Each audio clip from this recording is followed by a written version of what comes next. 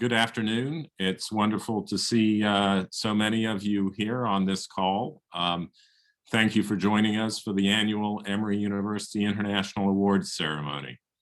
My name is Philip Wainwright, and I am Emory's Vice Provost for Global Strategy and Initiatives, and our office is pleased to host the 2020-21 awards ceremony.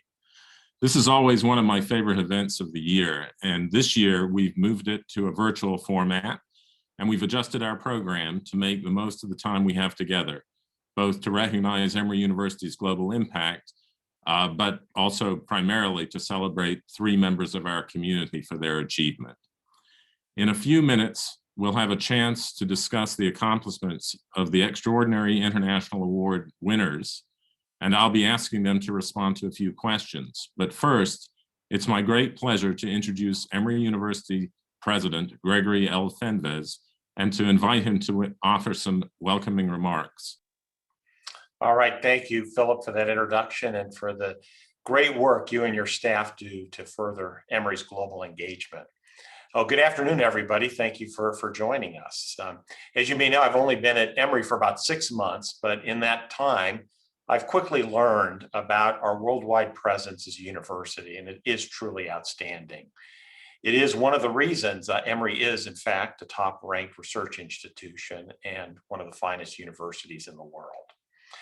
When we welcome international students and scholars to Emory, when we send students abroad to learn, support faculty doing global research, and empower our staff to facilitate our work around the world, we are living up to the university's mission to serve society, and we're doing it at the very highest level. Our international commitments are reflected in our schools, our departments, and our programs across the university, where members of the Emory community engage innovatively with peer institutions, with businesses, nonprofits, and NGOs around the globe. In large cities and small towns, it's projects that might span years and endeavors where success might not be certain, but we always learn. In short, the work that we do, that many of you do around the world, is ambitious, it's bold, and it is so vital, helping us take on and address the greatest challenges of our time.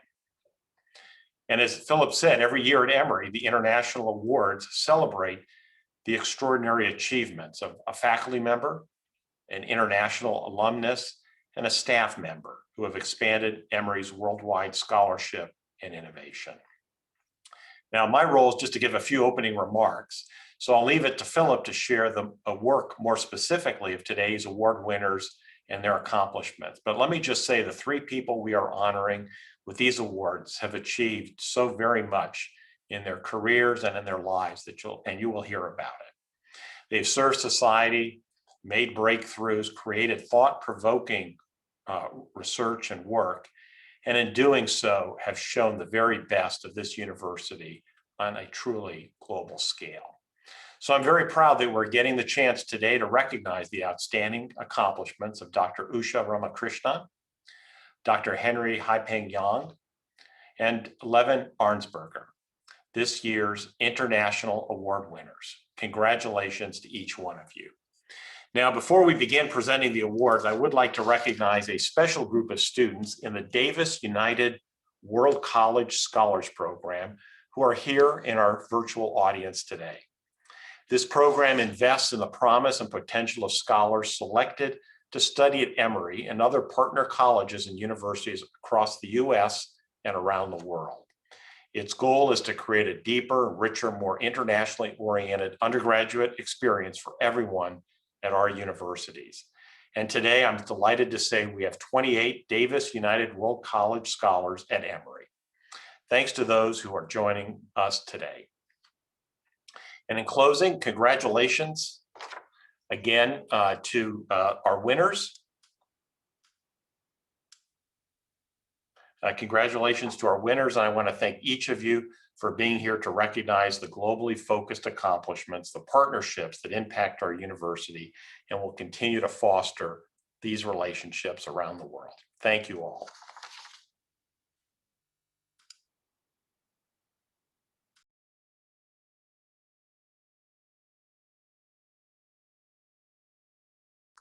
We very much appreciate your support, President Fenves, in being with us this afternoon and setting the stage to celebrate this year's award winners.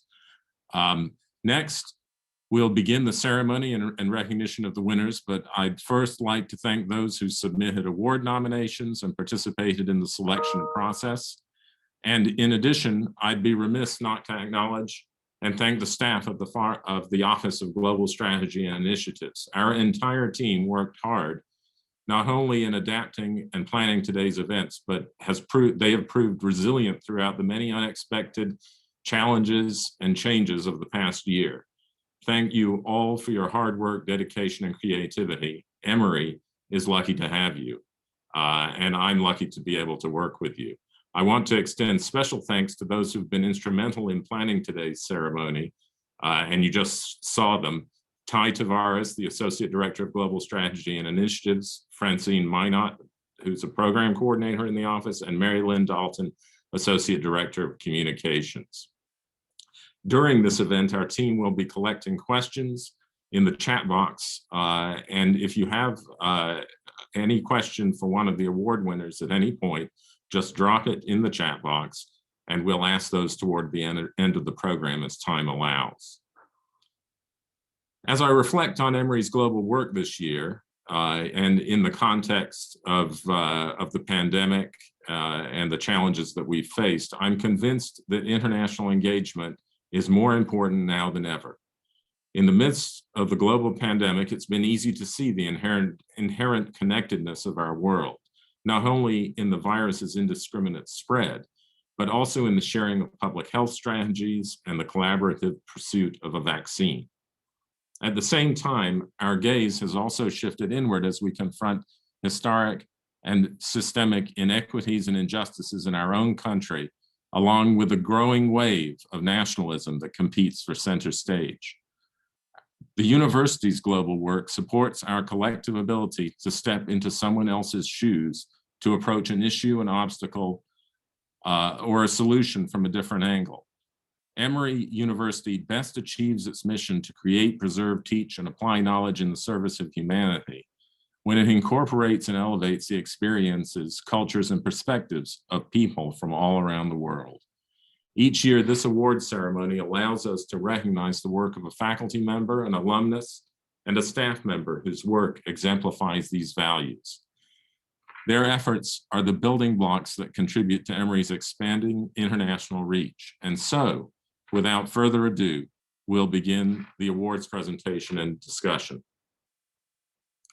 Our first award, the Marion V. Creekmore Award for Internationalization, was established by a generous gift of Klaus M. Halle and honors the work of Marion V. Creekmore, who served as Emory's inaugural Vice Provost for International Affairs and the first director of the Klaus M. Halle Institute for Global Learning. Ambassador Creekmore, thank you for all of your support for internationalization at Emory over the years. It's been an honor to have worked with you, and I look forward to continuing to work with you.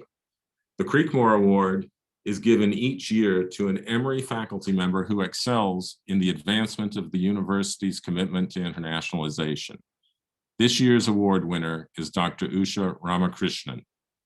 Dr. Ramakrishnan is the chair and distinguished Richard N. Hubert Professor in the Hubert Department of Global Health in the Rollins School of Public Health, and is a faculty member of the doctoral programs in Nutrition and Health Sciences and Global Health and Development at the Laney Graduate School. She is known internationally for her expertise in maternal and child nutrition and has held a number of leadership positions at Emory throughout her career, including as the Director of Nutrition and Health Sciences doctoral program. Congratulations, Dr. Ramakrishnan, for your well-deserved selection as this year's winner of the Marion V. Creekmore Award for Internationalization. It's great to have you here today, and it's a real pleasure to virtually present to you the award and to invite you to say a few words. Thank you very much, Philip, for the kind introduction, and to President Fenves for being at this event. I would first like to especially thank the Honorable Marion Creekmore for making this possible, and his vision for Emory that we will continue to go as we go forth.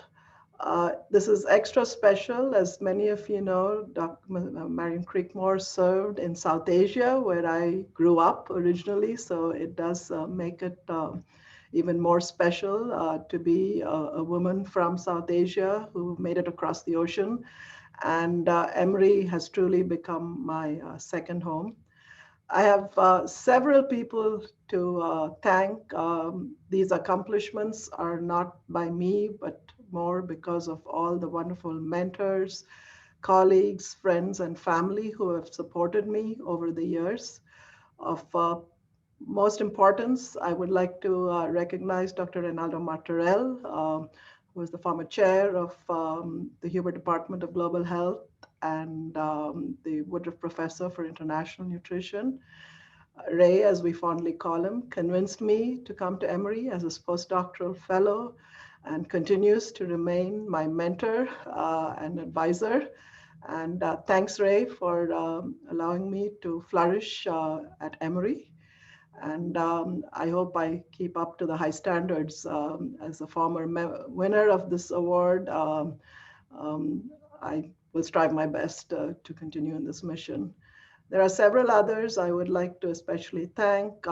Dean Jim Curran, who has been a strong supporter of the department, of my career growth, and having provided in this recent pandemic that we are dealing with the opportunity to lead the department.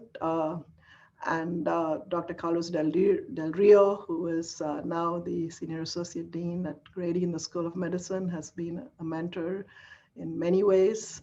And several colleagues, especially all of my colleagues here in the Hubert Department of Global Health, as well as across the university, who really helped in making this new doctoral program in global health and development a reality. And nominated me for this and for the committee for selecting me. I'm extremely humbled. And if I've left anybody's name out, it's not because I'm not thinking of you, but I would like to acknowledge everyone, several staff members who've been with me through this journey. And I truly call Emory my home. Thank you.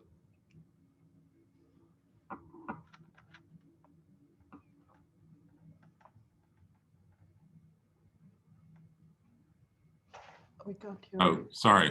It's the usual mute, unmute thing. But I just wanted to thank you for your comments and for your contributions locally and globally at Emory. And I have a couple or three questions that I hope you'll be able to share some insight in response to. But during your time at Emory, you've held a number of leadership positions, and you're currently the chair and distinguished professor in the Hubert Department of Global Health at Rollins.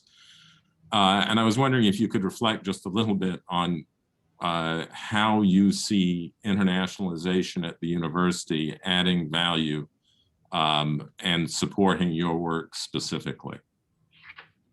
So as many of you know, Emory's motto is "The wise heart seeks knowledge." And we all know knowledge has no boundaries. The act of seeking knowledge, the act of acting on knowledge is a global enterprise as we all find ways to make this world a better place to live in, whether it's the air we breathe. We have several faculty who work on this in this area. The basic things many of us who have been in privilege that we take for granted, right? Safe water, sanitation, access to healthcare. So internationalization is critical to this mission to understand the variation in access to the fundamental, what we acknowledge as human rights, and want to have the opportunity for everyone to live to their greatest potential. And as someone who's, I often refer, grown up in the Hubert Department of Global Health. I'm probably one of the few people who's held all possible positions from a postdoctoral fellow uh, to being the chair now. It's we actually adopted the name global health long before when many other places said international. International implies outside nations, whereas what I think we need to believe is we include, we're all the human race. And as Emory opens its arms to people across the globe, across a diversity of experiences, whether it's geographic, whether it is racial, whether it is cultural, they're extremely important to the richness of the experience in advancing knowledge and being a place of higher learning. Thank you. Thank you. You're recognized as a global leader in maternal and child nutrition, and your work has included a focus on resource-poor environments. I'm wondering what challenges the current resurgence of nationalism and growing income inequality pose for improving maternal and newborn health outcomes, and how international research collaborations can help in overcoming these challenges. So as someone who's spent a lot of her time focusing on what many of us call the first 1,000 days of life as a very critical period of growth and development, and the work that Ray has done with teams in Guatemala, the work we've done in different settings, that the vulnerabilities of women, especially during pregnancy and the newborn, it's the highest. And as we all know, the pandemic challenges and makes the vulnerable even more vulnerable.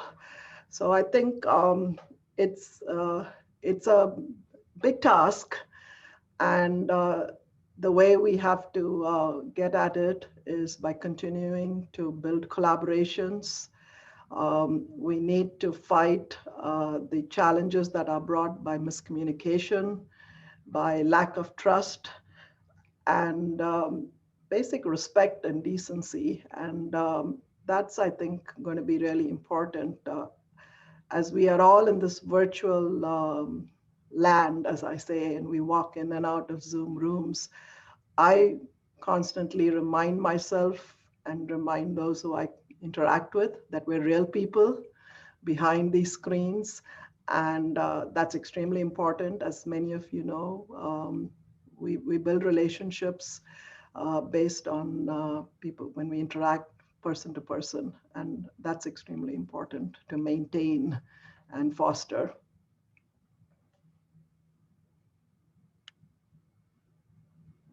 You're on mute again. Yes, through your research, you fostered collaborations with non-governmental organizations and universities in countries all around the world. How have you maintained and fostered partnerships during the pandemic? And what do you think are going to be the key sort of first steps when the pandemic starts to subside? So this little piece of technology has been quite amazing during the pandemic. I think you can all see I'm not promoting for an iPhone or a Samsung, but I'm calling it a smartphone. Staying in touch has been extremely important. Whether it's by email, which sometimes gets impersonal, there are a lot of things when we speak come through differently when we put it in writing. Having constant calls, I can tell you it's Zoom, it's Teams, it's WhatsApp, but staying in touch has been really important. Personally, I've had now over a decades-long collaboration with one of our alums in Vietnam. She finished her PhD here from Emory as an obstetrician. Feng Yung, who's a strong collaborator. We are on the phone every Monday morning. We have not stopped. The intensity of communication has gone up to stay on top of what needs to be done. Where are we going? And I think the challenge is, as many of you who are here, is we do face Zoom fatigue or, working, it doesn't replace, the face-to-face communication. So finding a balance and staying engaged and reaching out to people with the collaborators, I think has become even more important in these times. And as we come out of the pandemic, I think we might overcompensate. We jokingly say in the Hubert Department of Global Health, our faculty meetings are extremely well attended because we're all grounded. But I think when we come out of it, there may be a need, we may start overcompensating. So as we readjust, I think we're going to have to do it in a calibrated, deliberate fashion, prioritizing what needs to be done first and not overextend ourselves so that we're productive. I think that's going to be, in terms of mental health and well-being, is extremely important. Absolutely. Thank you, Dr. Ramakrishnan, for your thoughtful responses to the questions and your comments, and a hearty congratulations again on this well-deserved award, the Marion Creekmore Award for Internationalization. Thank you. Thank you very much. Next, we will recognize alumnus Dr. Henry Haipeng Zhang as the recipient of the Chef Distinguished International Alumni Award. Typically, the International Award ceremony is an opportunity for us to welcome the Alumni Award winner back to the Emory campus to connect with the award's eponymous supporters, Dr. and Mrs. Jagdish Sheth, who I believe are on the call today, and with former colleagues and friends before and during the ceremony. That wasn't possible this year due to COVID, and given the time zone differences with this year's winner, we decided to connect with him ahead of the ceremony today, and we're going to share an excerpt of our discussion with you. Before we do that, though, I'd like to thank Madhu and Jagdish Sheth, Charles H. Kelstadt Professor of Marketing at Goizueta Business School, for establishing this award with their generous support. The award recognizes Emory's international alumni who are highly distinguished in their business profession or life's work, and who have made outstanding contributions to humanity, science, art, or human welfare. This year's award winner, Dr. Henry Haipeng Zhang's accomplishments range from business to medicine to the arts. Dr. Zhang earned an MBA from the Emory Goizueta Business School in 2000 and is currently a senior managing director of CITIC Capital, head of healthcare group, co-chairman of the Centurion Hospital Group, and a director of So Young International Incorporated. In addition to his accomplishments in business, he is a renowned novelist, poet, and calligrapher in China, known to his readers as Feng Tang. I hope you'll enjoy getting to know him a little bit through the following recorded discussion. After the recording, we will resume the live portion of the ceremony to talk with the International Outreach Award winner.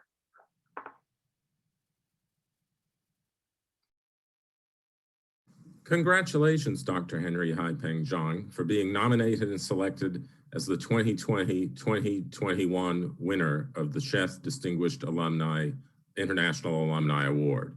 It's my pleasure to virtually present you with the award and to start by inviting you to say a few words. Thank you, Philip. Thank you so much for giving me the award, especially during this time of the year. The coronavirus is still on, and the relationship between US and China is not as friendly as we wish. Thank you so much for giving it to me. I'm thrilled by it. Well, thank you very much for those kind words. I certainly need to acknowledge that many people are involved in making the decision to grant the award, and so it really is an indication of your accomplishment to be recognized in this way. I want to move on now to ask a few questions. The first question I have is that you graduated from Emory University's Goizueta Business School with an MBA in 2000. Prior to that, you earned a medical degree from Peking Union Medical College in China. And after these degrees, you went on to become a business professional in various capacities. And you're most well known to readers as Feng Tang, a novelist, poet, and calligrapher. Your accomplishments seem to suggest an approach to life and an appreciation of broad interests that aligns well with the liberal arts education that Emory embraces and celebrates. Would you share how these various interests have informed one another and how they led you to Emory? Thank you very much for the question. So the core of it, behind the question is human being. When I was young, I started to fall in love with reading and writing. Finished my first novel before I turned 18. However, I know it's difficult to feed myself and my family by being a novelist. So I guess I need to learn something solid. So I went to the best medical school in China, spent a year there, get an MD. Then I was thinking about my next step. The Emory came into my radar because Emory, even at that time, was so famous for medical related stuff, the CDC, extra. Then I also know Emory is famous for the liberal arts education environment, the religious study, the creative writing, so on and so forth. So I guess, since Emory has the medical strengths, since Emory has the medical spike and also the liberal arts spike, then we could be a good match. So I just sent my application to the GBS, Goizueta Business School of Emory, to see whether Emory thinks so as well. So that's why I applied Emory at the first place. Well, you've certainly had a fascinating journey through a number of different fields. Is there any particular experience that you can recall that you'd like to share with us about your time at Goizueta? Let me see. Four teams were competing each other to win a management consulting projects. We're working on a proposal to win a management consulting projects from one visual client, which they sell soda, not necessarily Coke, might not be Coca-Cola, but some soda company. It was very early in the program. I was extremely insecure, not confident. I was not even sure I can make my English totally understood by people around me. However, strangely, one of the local classmates chose me, insists me to be on their team. Then each of the team make an opening speech to the professor. What's their winning strategy in these projects? I was so appreciated. I appreciated so much by my classmates saying the reason they can win, the reason the team can win is because the team has me, has Henry. Henry has all the wisdom, higher level of wisdom. I don't know what's going on in his mind, whether he's exaggerating or not. But in the end, we won. We won the case. We won the competition. But the most important thing to me is I gain confidence from that event. Then I gain confidence later on. Say, even though I'm an introvert, my pronunciation of English is not perfect. I still can achieve a lot of things. And the local students, they like to have my international perspective. They like to involve me into their business life, their personal life. That's I thank them so much for giving me confidence. Well, thank you very much. It's been a pleasure to talk with you today about your achievements and your experience at Emory. And also, I'd like to thank you for the outstanding contributions that you've made in so many areas, and also for sharing with us how Emory played its part in advancing your career and achievements. Congratulations, Dr. Henry Haipeng.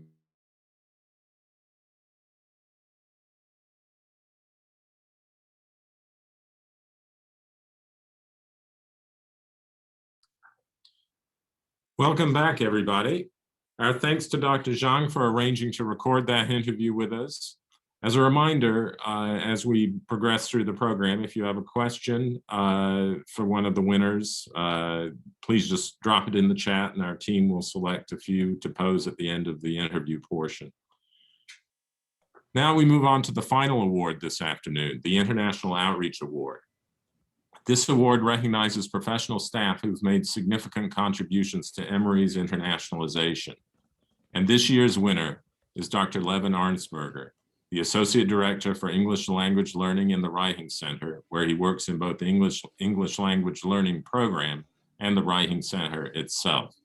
Dr. Arnsberger was also an exchange student at Emory from the Free University in Berlin, and then later returned to the Laney Graduate School to pursue a PhD in English, a degree that he completed in 2013.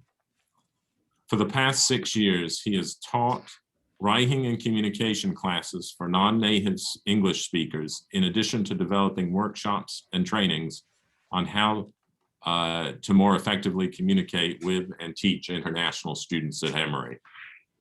He's conducted research on a variety of topics, which have resulted in publications and a number of conference presentations. Congratulations, Dr. Arnsberger, on receiving the 2020-2021 International Outreach Award. You're welcome to share a few words before I ask you a couple of questions. Thank you so much, Philip. And thank you, President Fenves, for being here, and congratulations to my fellow award winners. I'm really in awe of your achievements after hearing from you and about you in the last few minutes. You know, I see this as an award, not just for the past, not just for what I've done in the last 6 years, but really for what I hope to do in the next few years. I see this as a motivation, as a push to do even more in the next few years.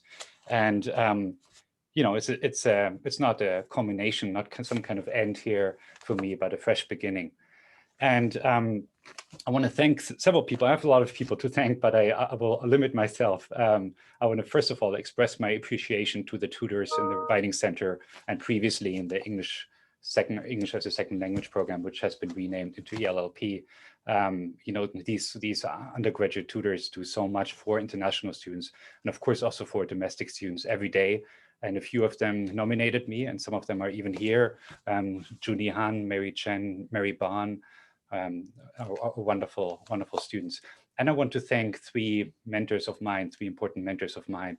I want to thank Dean Michael Elliott, who was my teacher in the English department many years ago, and has continued to be my mentor. I want to thank Dr. Manny Sosaitzma, who has been my friend and colleague in the last few years in the Writing Center. And I want to thank Dr. Jane O'Connor, who is my supervisor and also my mentor, colleague, and friend in the English Language Learning Program. And actually, I want to say one quick thing here at the end my spiel here. So I have this little flag pin here, and that's because tomorrow morning at 11 a.m. I have my naturalization ceremony. So I will become an American citizen tomorrow morning. And if all goes well, by noon, I will be a dual German and American citizen. That's why the flag pin.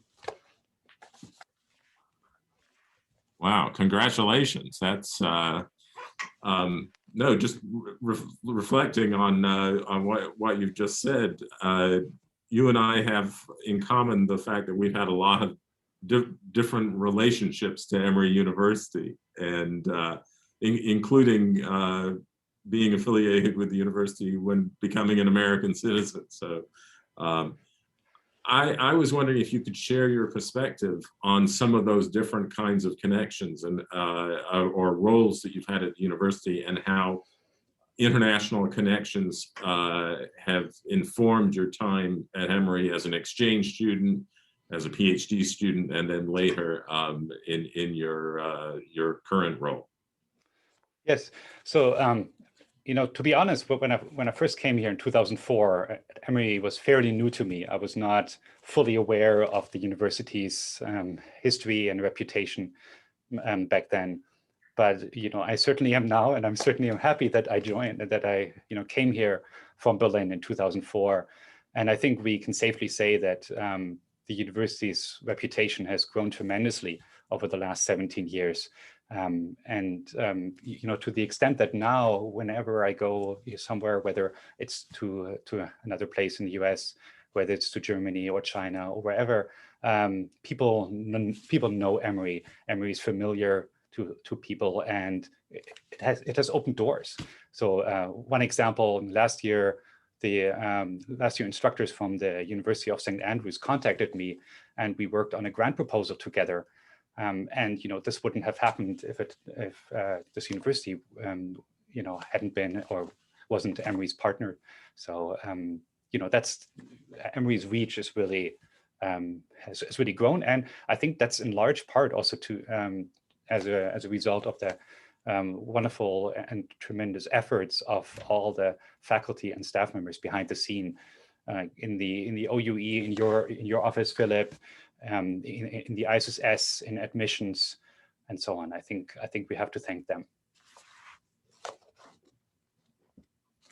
So in your role in the English language learning center, learning program in the Writing Center, you work with international students from all over the world.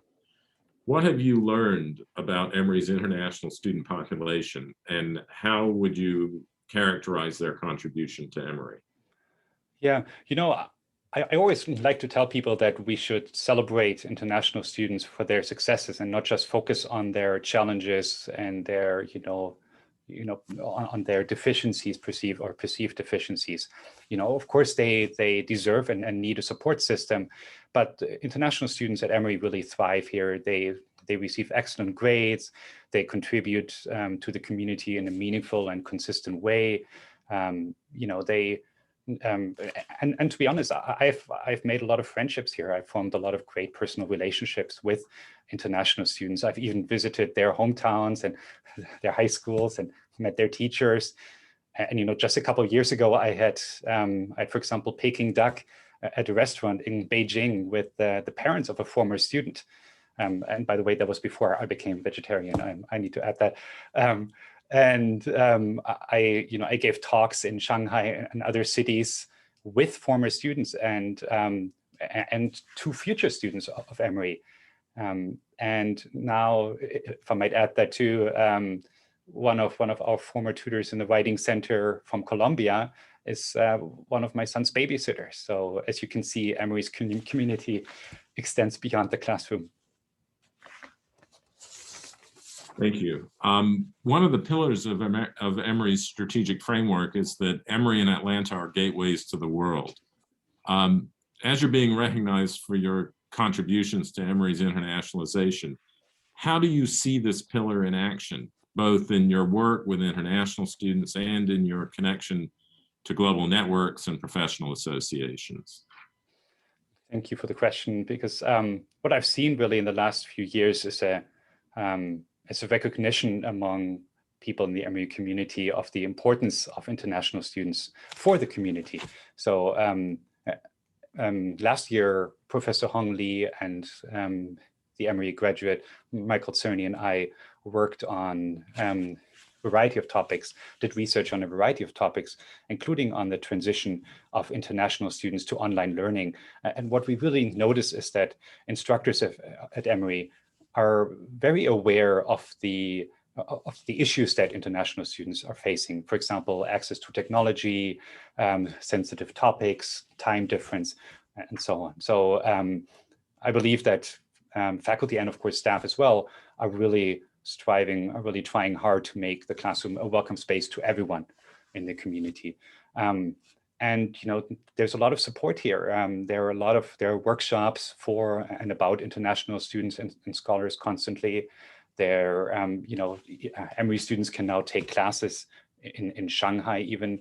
There are more international student advisors in the OUE. So, I think Emory is continuing to do more. And at the end here, I want to say that I also hope that the university continues to value and appreciate the contributions of language teachers and see the importance of language learning. I think, I hope that people see that language teachers are important in helping students prepare to work and study abroad and connect with the community. And I've worked with a lot of foreign language teachers here at Emory and English language support staff, and I see them as a key to Emory's internationalization efforts. Thank you. Thank you very much, Dr. Arnsberger, for those reflections and also for being such a great ally in advocating and working towards Emory's international outlook and achievement. So this is a well-deserved award. Congratulations. Now I'll open up the floor for audience question and answer, and I'd like to ask Ty Tavares to, I think we have time for at least a couple of questions, to select one or two of the most pertinent and pose them to our relevant panelists. Thank you. Thank you so much, Philip. We'll go ahead. We do have a couple of questions from the audience. So what I'll do is I'll go ahead and just get us started with some questions. I first have a question for Dr. Ramakrishnan. So, as you mentioned, growing up at Emory and holding a number of leadership positions over the years, as you train and support the next generation of leaders in global health, what most excites you about the budding leaders you see in your field at Emory and all over the world? So I've been here at the School of Public Health, where we have trained several graduates in the master's program. We've had a outstanding, successful program, MPH program, and many of them have gone on to be in leadership positions, whether it is right here next door at the CDC or across the oceans in various non-governmental organizations, things they've started on their own, entrepreneurship, etc. And as we've been in the midst of recruiting for our new doctoral program, we've had an amazing response, over 150 applicants for a doctoral program. And those of us who are working on it are really having what we call a good problem, that there are so many highly qualified, many Emory alums who have gone on, worked in global health, and want to take it to the next level of being leaders, the next generation, for addressing the wicked problems of global health, of development. How do we handle human rights versus resource allocation? And so I'm very optimistic that we have a very bright, committed generation that's also grounded in wanting to do what we might say is the right thing, addressing issues of whether it's disparities or inequities in health systems, in access to care.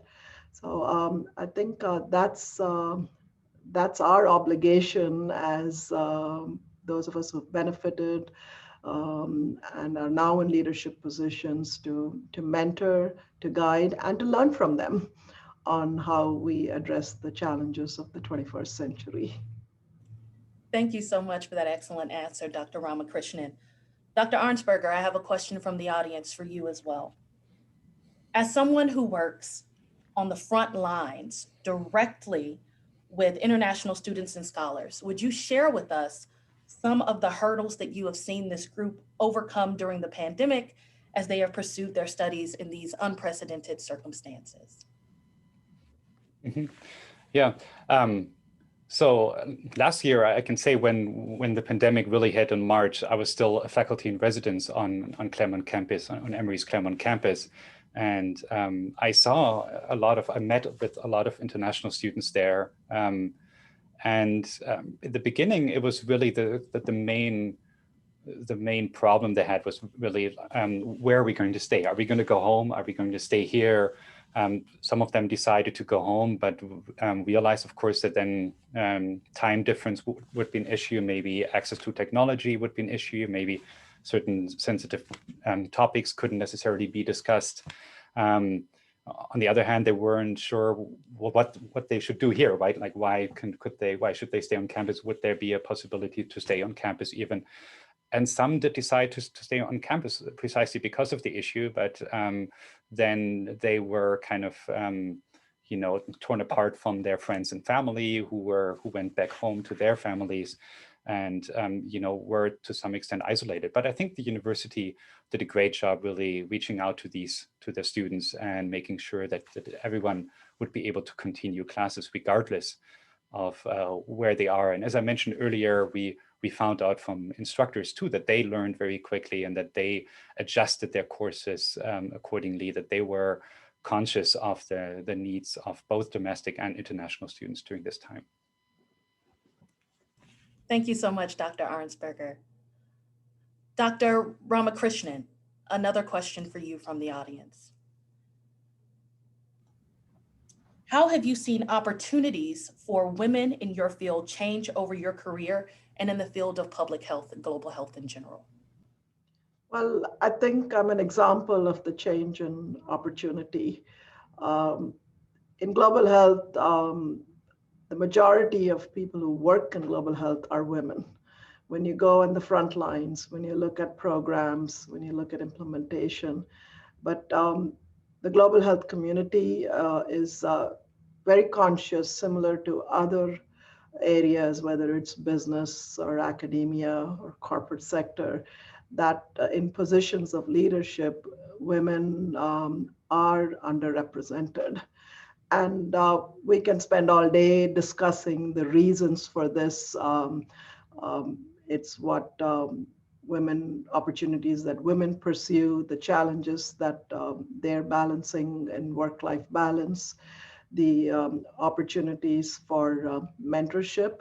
But I think the doors have been opened and there is a concerted effort from all. It's not just about, women fighting for women or men fighting against women. It is recognizing that whoever is qualified, who works hard, we should make opportunities available for growth and recognition. And, we in the Department of Global Health have faculty like Catherine Yount and others who their entire research is on women's empowerment, women's health, and we have to practice what we preach and support that anyone who's deserving should have the opportunity to grow professionally and make their contributions in the way that it works best for them and for the needs, meeting the needs.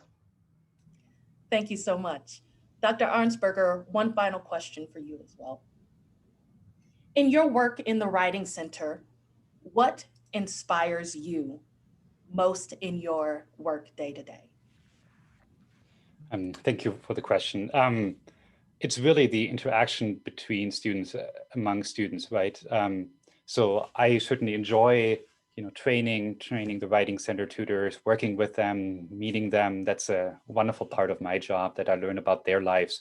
But what really gives me joy is also to see them help others and grow as a result of these interactions with other students, and grow as people, grow as communicators, and form relationships with students that they otherwise would not have met, with students that come to the Writing Center for help.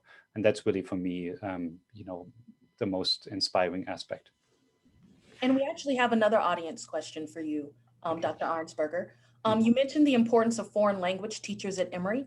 Why is learning another language and culture so important, in your opinion? Yeah, so I myself have learned a few languages, kind of dabbled in several languages. I would say my English is okay, my German is okay. I've tried French, Arabic, Chinese, other languages. And every time you learn another language, and I think that's the obvious answer, every time you learn another language, another culture opens up for you, another world opens up for you. But maybe the less obvious answer would be that it really makes you question your own beliefs and your own values and your own culture, and really reflect on who you are, and whether what people are doing in your culture makes sense always, and whether what your language is doing always makes sense. So that would be maybe the second answer. I would like to thank you both for answering questions from our audience. And now I'll turn it back over to Vice Provost Wainwright to close out our ceremony today.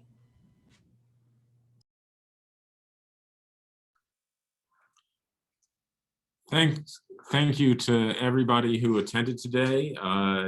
It's been a real pleasure for me, and this is the first virtual Emory University International Awards ceremony. I don't know if there will be a second. I think that depends on a number of things. Before we conclude, I want to thank the award winners for their thoughtful responses and for their tremendous contributions in their professional fields to Emory University and to Emory University's global engagement. We're proud to celebrate the remarkable efforts of Emory faculty, alumni, and staff who deepen the university's work and advance its reputation around the world. This concludes our ceremony today, and I thank you all for joining us.